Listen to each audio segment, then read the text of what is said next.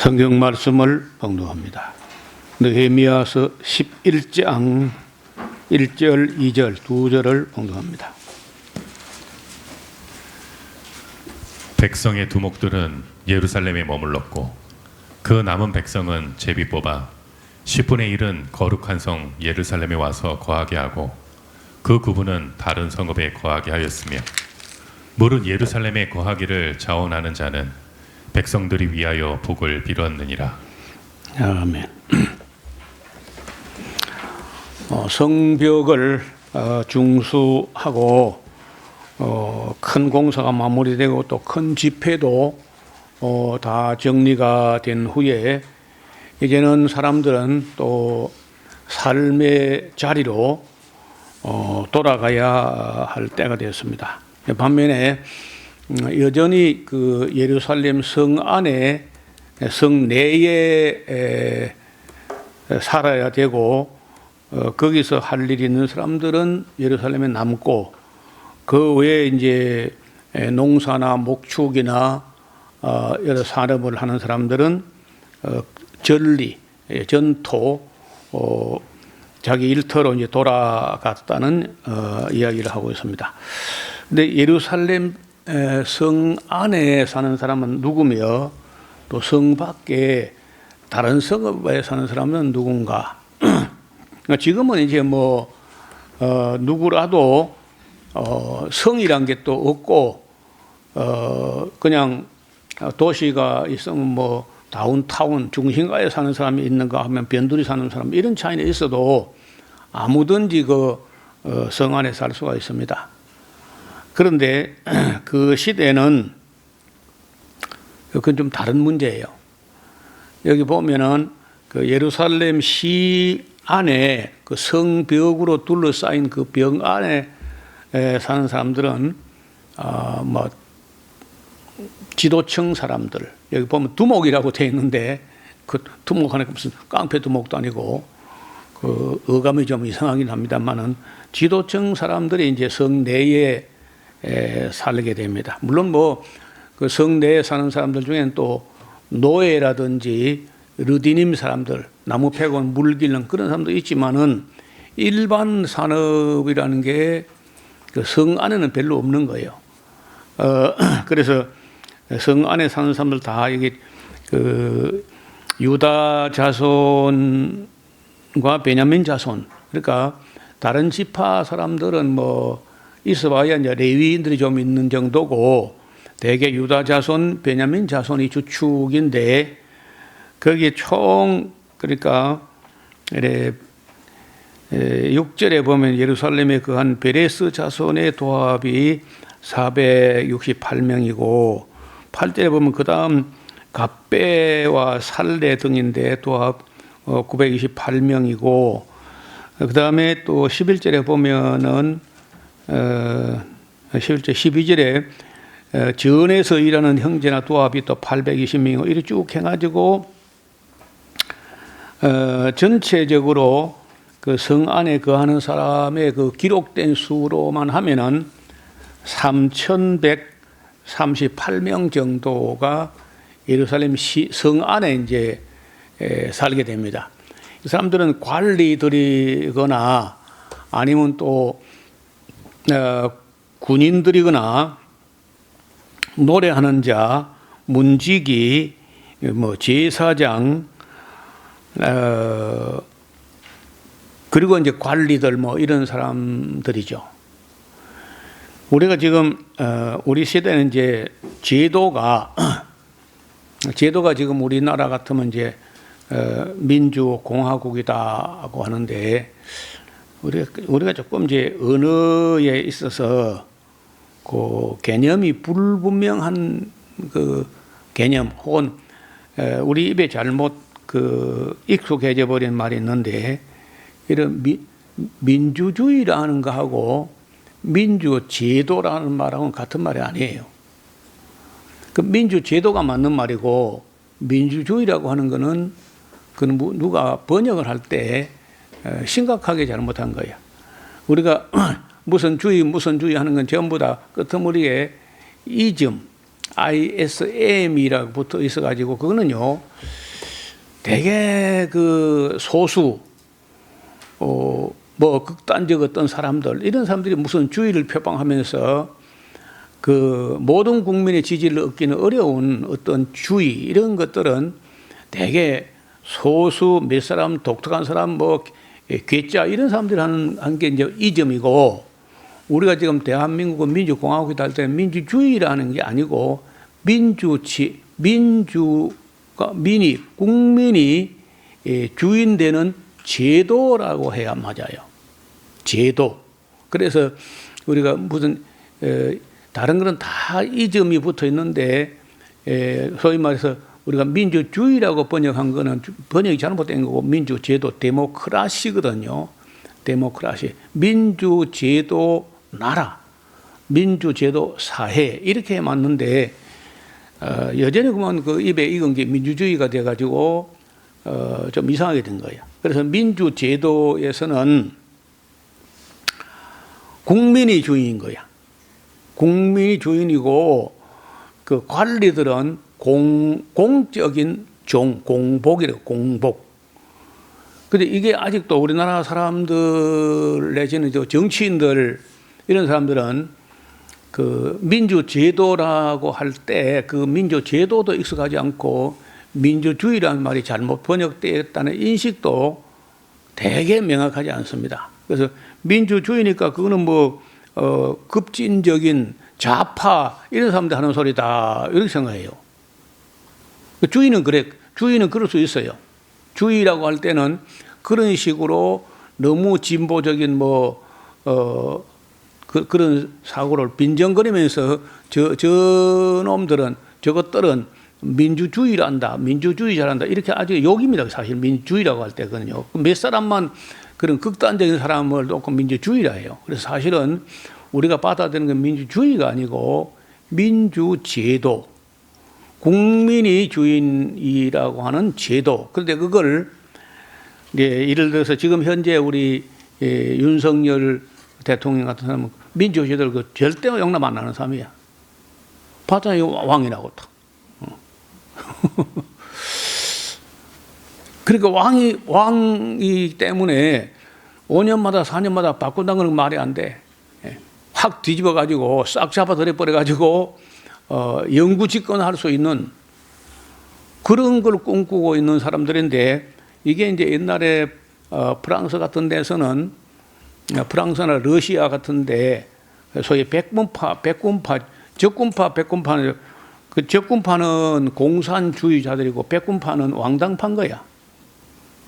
우리나라도 그 국민이 주인이다고 하는 의식을 갖고 있으면 민주제도를 수용한 진보적인 사람들인 것이고 저것들은 민주주의 좋아하시네 하면서 여전히 왕당파처럼 그 대통령은 이름부터 대통령한 것 너무 이름이 교만해요.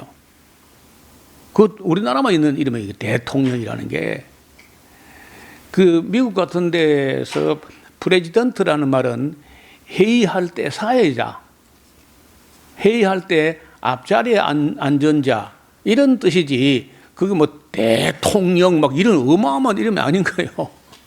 그래서 우리말로 우리가 말을 좀 언어를 순화해가지고 우리 제도하에서 그 직함을 하면 대통령을 하면 그 고치기 어렵겠지만은 이름이 너무 교만해서 안 되고 옛날에 로마 시대 호민관, 백성을 보호하는 관리.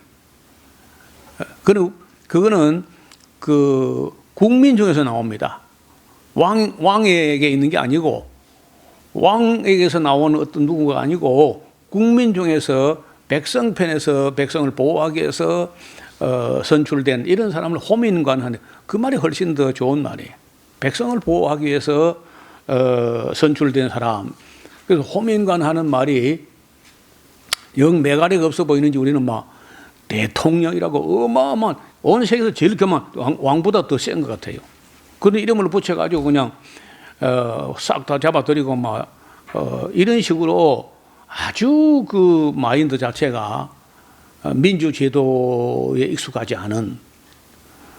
그런데 이제 이게 소위 말해서 프랑스 혁명서부터 이 백성이 오히려 일어나 가지고 왕을 매달아 버리고 처단해 버리고 백성 중에서 이제 국민 중에서 그 백성이란 말은요 그 우리말로 국민 혹은 백성 하는 말은 아주 낮은 이야기입니다. 원래 그 신분 자체가 그게 무슨 말이냐면요 그 높은 신분이 좀 격상되어 있는 사람들은 무슨 인 그래 무슨 가 뭐 정치가 정치인 법조인 이러고 이제 그 성 바깥에 보통 사는 사람들은 민인 거요. 농민, 어민, 임. 그리고 민은 한 단계 아래인 거예요, 이게. 그런 시대가 있었는데 이제는 세상이 바뀌어 가지고 민이 오히려 주인이 제도다. 한데 이걸 그 왕당파의 마연대를 갖고 있는 사람들은 절대 용납을 못해요, 아직도. 그 민주 제도를 못 받아들이는 거예요. 민주주의자들 몇 놈이 선동한다. 이런 거 확 잡아 들여빼야 된다. 이런 식으로 갖고, 그런 생각 아직도 갖고 있는 거예요. 그래서 이제 이거를 빨리 국민들이 깨어가지고 민주주의 몇 사람이 아니고 민주제도를 우리가 헌법에부터 세상이 바뀌었다 하는 걸 온 국민이 인식을 해야 돼요. 국민들이 깨어서 그런 주인되는 의식을 가지고 있어야 되는데 좀 죄송한 얘기입니다만 우리 경상도 뭐 산청 이런 사람들은요 민주제도라는 개념을 거의 없다시피 해요. 그래서 대통령이면 확 그냥 박정희나 이승만이나 막 전두환처럼 국민을 확 잡아 눌러가지고 찍소리 못하게 하는 정치가 그 정치다 이렇게 생각하고 뭐 국민들이 들고 있나 이거는 절대 용납해서는 안 되고 뭐 계엄령 잘했다 이렇게 하는 거예요 전부 다.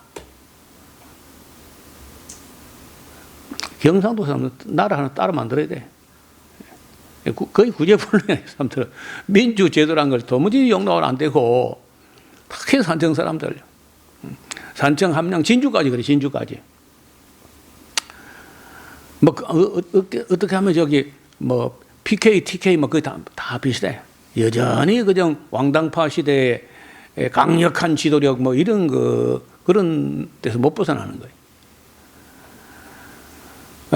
그리고 너무 빨리 우리가 또 이렇게 성장한 것도 사실이고요. 그래서 앞선 사람들은 정말 세계 어느 나라 못지않은 민주제도 의식을 갖고 있고 그렇지 않은 사람들은요 여전히 그 이조시대 만렵에 살고 있는 그런 모습을 볼 수 있습니다. 여기 지금 예루살렘에 보면은 그 성 안에는 보통 이제 그때만 해도 민주제도가 아니고 왕정 시대니까 지금 왕정이라 해도 지금 현재 이 느헤미야 때 왕은요 페르시아 황제 왕인 거예요. 그 유대인은 왕이 없고 이제 총독이네 총독이. 그 총독이 이제 느헤미야고 그리고 이제 학사 겸 제사장 그러니까 제사장 종교 계급하고 정치 계급이 함께 힘을 합해가지고 백성을 이끌어가는 그런 시대인데 보면은 재밌는 게 그 예루살렘 도성 안에 사는 두목급 관리급 이런 사람들이 있고 그 외에 이제 농민, 어민, 목축 하는 사람 이런 사람들은 백성 혹은 민 이렇게 하는 거예요. 예를 우리가 우리나라 사람들도 이렇게 보면은 인이라고 붙일 때는 인이나 어떤 집가를 붙이면요 신분이 좀 있는 사람들이야. 그러니까 정치인, 법조인, 종교인, 기업인, 예술인 한 단계 다 높은 사람들이고, 그래 뭐 농민, 어민 하는 사람은 이제 여전히 좀 무시해도 괜찮은 이런 식으로 그런 의식이 우리 국민 속에 아주 언어 속에 남아 있다는 흔적이. 그러니까 그 중에서도 어느 한 가문 명문을 만들어 가지고 무슨 가 하면 이제 그건 조금 더 격상된 그런 신분이 되어 있는 거죠. 이제는 그런 시대가 지나서 정말 민주 제도하에 우리가 국민이 깨어 가지고 주인 노릇을 해야 되는 시대에 이런 의식을 갖고 있어야 돼요. 그래서 이것은 교회에서부터 교육을 했어야 되는데 그 민주제도 하에서 국민의 위치가 무엇인가 이런 걸 잘 교육을 안 합니다. 그러니까 학교에서도 잘 교육을 안 하고 뭐 교회에서도 뭘 교육을 안 하고 그러니까 잘 몰라요. 또 언론인들도 그냥 아직도 민주주의 여전히 민주제도로 하지 않고 민주주의자 그는 아주 극단적인 어떤 사람들 이런 식으로 폄훼하고 있는 게 현실이에요. 그래서 이걸 좀 빨리 우리가 민주주의가 아니고 민주제도 하에서 아무도 거기서 딴소리하면 안 되는 걸로 누구도 자기가 왕이라는 생각을 갖고 있으면 안 되는 것이고 관공서에 있는 공직자들이 국민들을 무시하고 깔보고 개나 돼지나 하니까 밥이나 먹어주면 찍소리 말아야 되는 그런 걸로 본다는 건 매우 잘못된 거예요. 국민을 섬기는 것이 아니라는 전혀. 그래서 이런 점들이 소위 말해서 보수라는 사람들이 꿈을 못 깨고 아직도 민주제도라는 걸 모르고 어떤 민주주의를 표방하는 극단적인 어떤 급진적인 어떤 몇 사람 무리 이런 식으로 민주주의라는 것을 제도라는 말하고 혼돈하고 있다는 거예요. 자, 12장에 보면은요, 그 1차 귀환에 돌아왔던 사람들의 계보, 지난번에 한번 또 말씀드렸는데 이런 계보를 쭉 다시 챙겨놨어요. 그래서 이제 하고 그 27절 보면 12장 27절 예루살렘 성곽이 낙성됐을 때 각처에서 레위 사람들을 찾아서 예루살렘으로 데려다가 이제 감사하며 노래하는 팀을 만들어요. 왜냐하면 봉헌식을 지금 성곽 봉헌식을 해야 되는데 봉헌식이 그냥 뭐 어떻게 큰 광장에서 하는 그런 게 아니고 노래를 하면서 행진을 하는 겁니다. 우리 뭐 성도수가 많지 않아서 두 팀을 해봐야 너무 작은데 예루살렘 시에 아까 3천 몇백 명 되는데 그런 사람들을 두 줄로 세워요. 두 줄로. 그래 한 줄은 그 느헤미야가 이끌고 성 이쪽을 돌고 또 한 줄은 에스라가 이끌고 또 반대편으로 돌아가지고 이렇게 한 바퀴 그러니까 그냥 도는 게 아니고 노래하면서 행진을 하면서 이게 도는 겁니다. 돌아가지고 이렇게 이제 중간쯤 어디서 만나지겠죠. 만나가지고 하나님의 성전으로 가서 제사를 드리는 그런 그 성벽이기 때문에 성벽 낙성식을 굉장히 아주 성대하게 그렇게 했다는 겁니다. 그래서 여기 이제 그 이야기를 쓰고 있는데 27절에 예루살렘 성곽이 낙성되니 각처에서 레위 사람들을 찾아 예루살렘으로 데려다가 감사하며 노래하며 재금치며 비파 수금을 타며 즐거이 봉헌식을 행하려 하매 이에 노래하는 자들이 예루살렘 사방들과 누도바 사람들의 동네에서 모여오고 또 벳길갈과 게바와 그 아스마의 들에서도 모여왔으며 이 노래하는 자들은 자기를 위하여 예루살렘 사방에 동네를 세웠습니다. 그러니까 이 노래하는 사람들은 다윗 때부터 육성을 해왔는데 이런 사람들은 가능하면 예루살렘 성 밖에 살아도 성에서 멀지 않은 곳에서 살게 해. 가끔 이제 행사가 있으면 그 노래하는 사람들 빨리 예루살렘에 모이게 해야 되니까 너무 먼 데 살면 이제 모으기 힘들잖아요. 그래서 성 근방에 살았던 것 같습니다. 31절 보면요. 이에 내가라는 나는 느헤미야 자기를 말하는데 유다의 방백들로 성 위에 오르게 하고 또 감사 찬송하는 자의 큰 무리를 두 때로 나누어 성 위로 행렬을 지어가게 하는데 한 때는 우편으로 분문을 향하여 가게 하는데 성벽을 그 옛날 예루살렘 성벽을 제가 확인을 못 해봤어요. 그 성벽이 우리처럼 돌담이 이렇게 외담이 이상한 게 아니고요. 성벽을 굉장히 두텁게 쌓아가지고 그 위를 반반하게 돌로 포장을 합니다. 그 성벽이 이 두께 이렇게 되면은 그 바닥을 돌로 박석을 얇게 깬 돌을 쫙 깔아가지고 그 위로 성벽 위로 마차가 지나갈 수 있도록 이렇게 도로가 된다니까 그게. 그러니까 거기서 이제 노래하면서 폼 나잖아요. 근데 노래하면서 행렬로 쭉 따라서 돌고 저쪽에서 돌고 이렇게 하는 뭐 아마 느헤미야가 그런 그 페르시아 황실의 행사 이런 걸 많이 봤기 때문에 굉장히 규모 있게 낙성식을 했던 것입니다. 그리고 또 나팔도 불고 지금 치고 뭐 악기들 동원하고 뭐 굉장했던 거죠. 38절에 또 감사 찬송은 다른 때 느헤미야가 이끌어온 때 말고 다른 때는 아마 에스라가 인솔해 갔던 것 같아요. 그래서 40절에 이에 감사 찬송은 두 때와 나와 민장의 절반은 하나님의 전에 섰고 제성 엘리야김과 마세와 미야민과 미가야와 엘레네와 스가랴와 하나냐는 다 나팔을 잡았고 또 마세야와 스마야 엘라살과 우시와 여호하난과 말게와 엘람과 예실이 함께 있으며 노래하는 자는 크게 찬송하였는데 그 감독은 에스라히야였습니다. 그날에 무리가 크게 제사를 드리고 심히 즐거워하였으니 이는 하나님이 크게 즐거워하게 하셨습니다. 뭐 부녀와 어린이도 즐거워하였으므로 예루살렘의 즐거운 소리가 멀리까지 들렸다는 거예요. 그날에 사람을 세워 곡간을 맡기고 제사장들과 레위 사람들에게 돌릴 것 곧 율법에 정한 대로 그 제물과 처음 익은 것과 11조를 모든 성읍밭에 거두어 가지고 곡간에 쌓게 하였노니 이는 유다 사람들이 섬기는 제사장들과 레위 사람들을 인하여 즐거워함을 인함이라.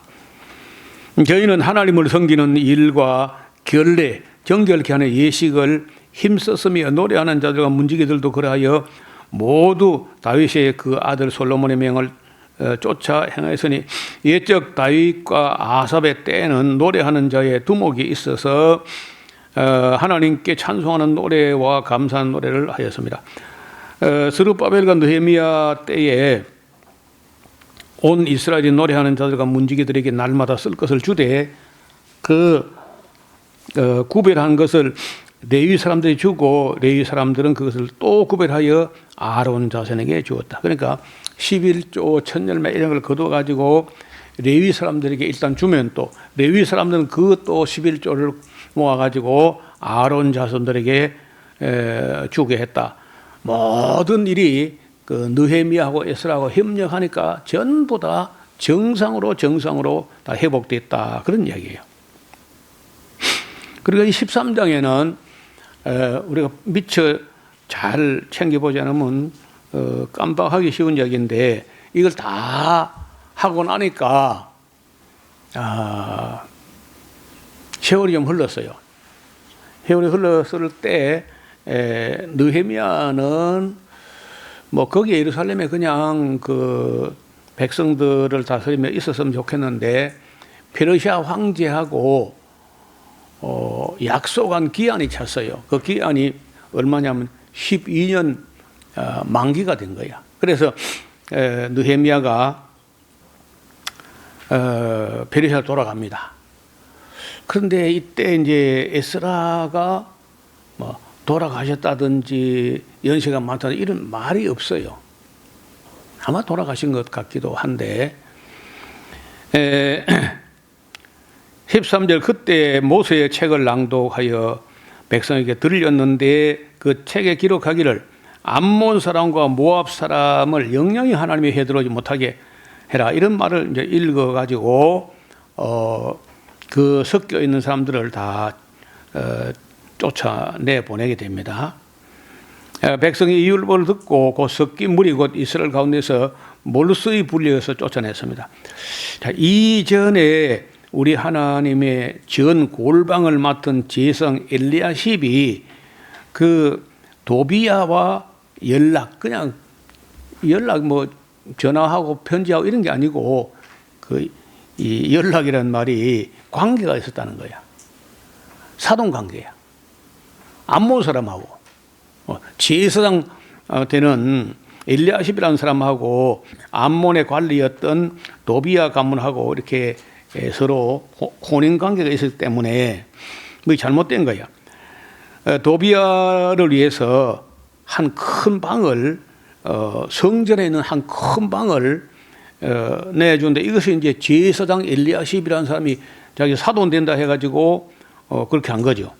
근데 그 방 원래 소재물과 유향과 기명과 또 레위 사람들을 가 노래하는 자들과 문지기들에게 11조를 주는 그 곡식들 이런 포도주와 기름과 기타 제사장들에게 주는 거제물을 보관하는 곳인데 6절에 보면요. 그게 그때에 깜빡 이제 느헤미야가 글을 쓰다 보니까 이거 설명해야 되겠다 해서 그때에 내가 예루살렘에 있지 않았다는 얘기를 해요. 왜냐하면은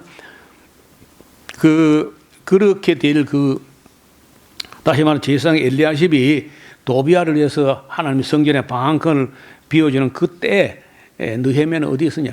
페르시아에 가 있었어요. 그 말 하고 있는 거예요. 6절 그때 내가 예루살렘에 있지 아니하였으니 바빌론하고 이제 페르시아 메대 다 전체 왕이죠. 아닥사스다 32년에 그래 20년에 왔다가 32년 돌아갔었거든요. 내가 왕에게 페르시아에 있는 왕에게 나아가 며칠 후에 며칠 아니고 꼭 2, 3일 이런 게 아니고요. 보통 뭐 한두 달 이런 것도 그냥 며칠이라 그래. 왕에게 말미를 청하고 예루살렘에 이르러서 엘리야십이 도비아를 위하여 하나님의 전뜰에 방을 갖춘 악한 일을 알았다는 거예요. 내가 전에도 뭐 성경 강좌 때 얘기를 했는데 아마도 느헤미야 그 성격을 봐서는요. 딱 12년 됐을 때 뭐 남지도 모자라지도 않게 딱 12년 되는 날, 만 12년 되는 날 페르시아 왕자 앞에 탁 나타났을 거라. 그래서 신하에게 얘기하니까 그 황제에게 폐하 예루살렘 총독 느헤미야가 기다리고 있습니다. 들라 해라. 해가 들어가니까 막 그 황제가 뭐 많이 반가워하고 어쩔 줄 몰라 하고 그랬겠죠. 그래서 그 얼굴이 왜 이 모양이야? 고생이 많았던 거야. 12년씩이나 그 있었지 그래. 자, 말로 하고 좀 푹 쉬어 이 사람아. 그래 가서 쉬고 내가 또 뭐 자네 위해서 자리 하나 마련해야지. 그래서 느헤미야는 사실은 마음이 페르시아에 가 있어도 마음은 예루살렘에 있는데 또 뭐 섣불리 가서 바로 또 가겠다 이렇게 못하고 조금 이제 시간 말미를 두고 왕을 찾아갔을 때 왕은 지금 이 사람에게 무슨 일을 맡길까 뭐 이런 생각을 했을 것 같은데 느헤미야가 폐하께서 기뻐하시고 종이 폐하 목전에 은혜를 입어 싸우면 저를 다시 예루살렘 보내주셔가지고 뭐 어쩌고 저쩌고 하니까 아마 황제가 대이 놀랐을 거라. 아니 이 사람아 12년이나 가서 그 고생하고 이렇게 팍상 늙어가지고 또 간다고 또 거기를 그 사람이 그렇게 없어 거기? 아마도 뭐 에스라 선생님 뭐 연세 많아 떠나시고 이제 제가 이어받아 왔는데 신임 총리가 총독이 가가지고 뭐 시행 차고 내고 뭐 익숙하지 못해가지고 사람들하고 또 그 안 맞고 하는 것보다 일하던 제가 이어서 좀 마무리하는 게 도린 같습니다. 아마 그렇게 했을 때 황제가 못마땅히 하면서도 뭐 꼭 그렇게 말하니까 뭐 내가 보내줘야지 뭐 자네가 어려우니 알아서 하겠나. 그래 내가 또 보내주는데 이번엔 말이야 그 기한 정하지 말고 갔다가 일 끝난 대로 그냥 속히 돌아와. 자네가 좀 나이가 좀 얼마인가 나이가 좀 젊어오는 때가 아니야. 그래 이제 느헤미야가 재가를 얻어가지고 예루살렘에 오니까 이런 일이 벌어진 거야.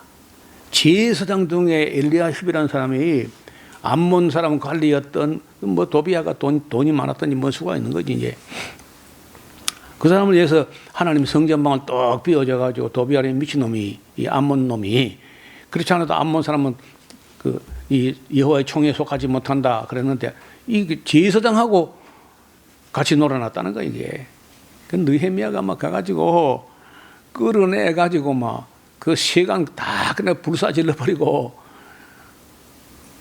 그래 제사장을 불러가지고 이게 어떻게 이런 일이 벌어졌냐, 이게 어떻게 하고 막 족쳤더니 뭐 성전 관리가 잘 안 됐다는 거야. 성전이 왜 관리 안 되나? 뭐 레위인들이 없다는 거야. 레위인들이 왜 없어? 어디 간 거야? 뭐 에스라 선생님 세상 떠나고 뭐 당신 페르시아 가고 나니까 뭐 국민들은 11조도 안 하고 뭐 천년배도 안 가져오고 레위 사람들은 먹고 살 길이 없어서 다 벌어먹고 살기 위해서 온 천지 사방으로 흩어져 갔다는 거라. 저런 당장 다 잡아와 해가지고 전부 다 원래 있던 너 위치가 어디야? 전부 다 원위치 다 시키고 철저하게 또 서명 날인 해가지고 하나님 율법대로 정상적으로 회복되게 한다. 그런 일을 하는 건데 여기 10절에 보면요. 내가 또 알아본즉 레위 사람들의 받을 것을 주지, 받을 것이 11조나 이제 천열매 이런 건데 아니하였으므로 그 직무를 행하는 레위 사람들과 노래하는 자들이 각각 그 전리로 다 뭐 경작할 밭이나 뭐 들을 찾아서 다 도망가 버렸다는 거야. 내가 모든 민장을 꾸짖어 이르기를 하나님의 전이 어찌하여 버림받았느냐. 그래서 모든 것을 전부 다 정상으로 회복하도록 그렇게 하고 또 15절 보면요. 그때 내가 보니까 유다에서 어떤 사람이 안식일에 술투를 받고 곡식을 단을 나게 싣고 운반하여 포도와 무화과와 여러 가지 짐을 지고 안식일에 예루살렘에 들어오려고 하는 거야. 그래서 내가 그날에 경계하였고 또 두로 사람들이 예루살렘에 가면서 물고기와 각양 물건을 가져와 가지고 안식일에 막 유다 사람들이 장사하고 팔고 하는 거야. 그래서 내가 유다 모든 귀인들을 꾸짖어 이르기를 너희가 어찌하여 이 악한 일을 하느냐. 이런 식으로 하다가 너희가 바벨론 포로 잡혀가서 70년이나 고생하고 돌아온 걸 알지 못하느냐 막 하고 보니까 뭐 그 에스라 서상 떠나고 느헤미야가 아마 페르시아 갔다 와서 뭐 1년 남짓했을 거라 비운 자리가. 근데 1년 동안에 세상 말로 엉망 개판이 된 거라. 불신자가 똑같이 돼버렸다. 아니 그 하다가 나라가 망해서 바벨론 가서 70년 살고 왔고 지난번에 에스라 있을 때 성경 강사 다 했잖아요. 그리고 막 금식하고 또 회개하고 뭐다 그래 했던 사람들이 느헤미야가 그 페르시아 갔다 온 한 1년 됐을 거다. 1년 비운 게 한 1년 가는데 한 4개월 오는데 한 4개월 머무르기 한 1, 2개월 하면 한 뭐 길에 한 1년 남짓인데 그 사이에 이렇게 다 여태까지 한 게 다 무의가 돼버린 거예요. 여러분 이 장면을 봐야 앞으로 우리가 말라기를 볼 수 있어요. 그러면 느헤미야라고 해서 이 땅에 영원히 그들이 감독으로 있을 수 있습니까? 에스라는 이미 세상 떠난 것 같은데 느헤미야마저 연세가 많거나 아니면 뭐 페르시아로 돌아가 버렸다. 그러면 에스라도 없고 느헤미야도 없는 지도층 어떤 어른이 없는 그런 세상에서 유대인들은 어떤 식으로 변질되고 타락해 갔을 것인가? 이걸 생각해 보면은 이제 말라기가 이해가 되는 거예요. 아신다시피 지금 느헤미야 여기 있고 요 느헤미야에서 바로 이어서 읽어야 될 책이 있는데 말라기가 저 구약 끄트머리가 있잖아요. 이거 물론 뭐 책이 다른 책인데 시대는 다른 시대가 아니고 바로 이 느헤미야 페르시아 갔거나 죽은 후에 내가 뭐 1년도 안 가. 1년도 안 가고 그냥 또 원점으로 돌아가 버린다. 이런 신앙을 육신에 속한 자. 감독이 있으면 뭐 하는 척하고 감독이 없으면 그냥 다 불신자처럼 똑같이 돼버리고 이런 그 저지에 안 떨어지는 홀로 서기가 안 되는 그런 걸 사도 바울은 육신에 속한 자라고 이렇게 이야기를 합니다.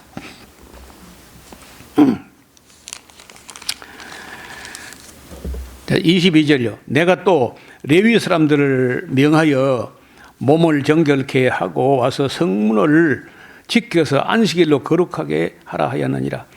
나의 하나님이여 나를 위하여 이 일도 기억하시고 또 주의 은혜대로 나를 아끼시옵소서. 그때 내가 또 본즉 유다 사람들이 아스돗 사람과 암몬 사람과 모압 여인을 취하여 아내를 또 삼았어. 보니까 그 해도 그 자녀가 아스돗 방언을 절반쯤 하여도 유다 방언은 또 못해.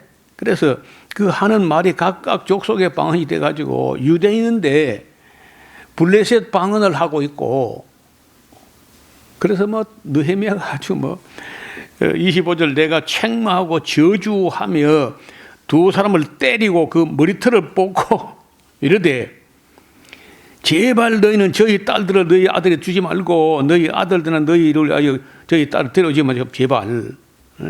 그리고 막 하나님을 가르쳐 맹세까지 시키고 이렇게 합니다. 또 이러기를 옛적에 이스라엘 왕 솔로몬이 바로 이런 일, 이방 여자를 데려온 것 때문에 나라가 망하기까지 된 거 아니냐.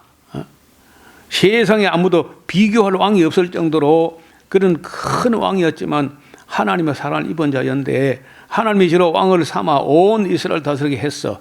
이방 여인이 저를 범죄케 한 거 아니냐.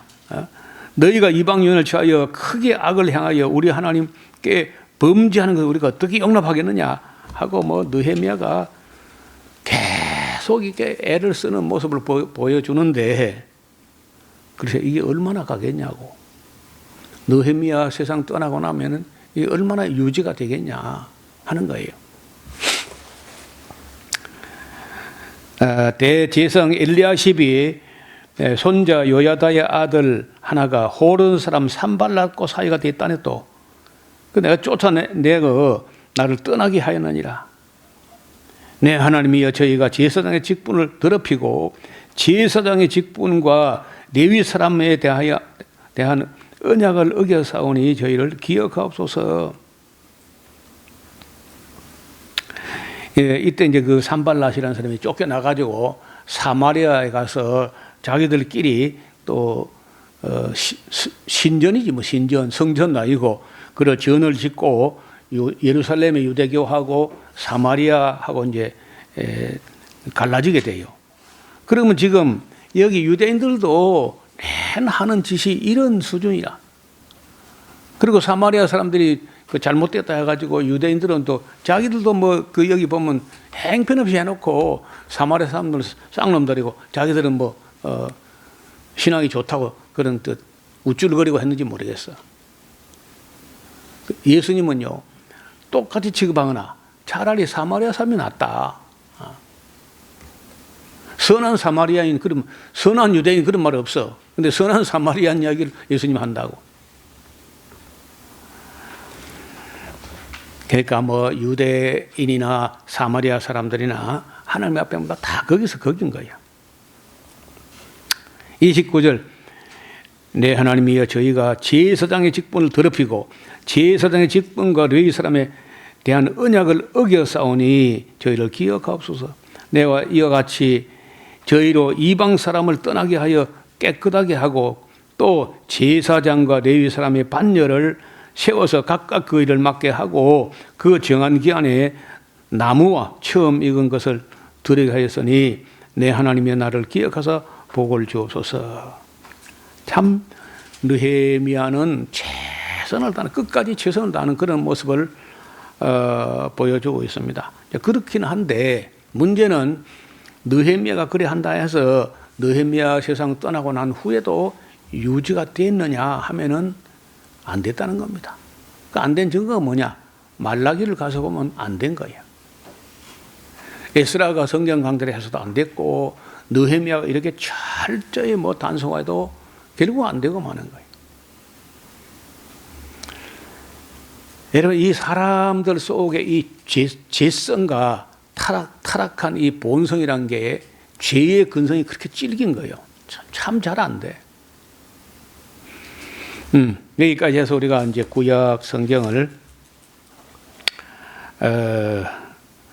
거의 다 정리하고 이제 말라기 한 권을 남겨뒀습니다. 물론 뭐 말라기 끝나고 우리가 이제 시가서, 욥기, 시편, 잠언,전도, 아가서를 나중에도 보겠지만은 구약 성경 보면 이제 창세기부터 느헤미야, 말라기까지 보면은 뭐 제대로 되었던 날이 없어요. 항상 그렇게 조금 어떻게 세워놓으면 또 넘어지고 또 세워놓으면 또 넘어지고 이런 악순환이 계속되어 왔다는 겁니다. 다음 시간에는 오늘 다음 주일 날이 되겠는데 다음 주일에 말라기를 같이 보도록 하겠습니다. 하나님 아버지, 하나님의 사람 에스라가 세상을 떠난 것 같고 느헤미야가 잠깐 페르시아 황제의 약속을 지키기 위해서 페르시아에 갔다 온 짧은 기간, 한 1년 남짓 그 기간에 산발라가 도비야가 또다시 예루살렘 돌아와서 지도층 사람들과 이런저런 관계를 맺어서 변질되고 타락하고 레위인들은 다 도망가 버리고 하나님의 성전은 도비야가 둥지를 털고 들어앉아 있는 이런 끔찍한 일을 보고 느헤미야가 어떻게 이 모든 걸 척결해냈는지를 우리에게 보여주셨습니다. 하나님 아버지, 우리가 사람 앞에나 하나님 앞에 차이가 없이 하나님께서 보고 계시는 그 앞에서 하나님 면전에서 살아가듯이 우리의 자신을 가다듬어서 사람이 보지 않을 때라도 흐트러짐이 없는 우리의 신앙생활이 되게 하여 주옵소서. 예수님 이름으로 기도드리옵나이다. 아멘.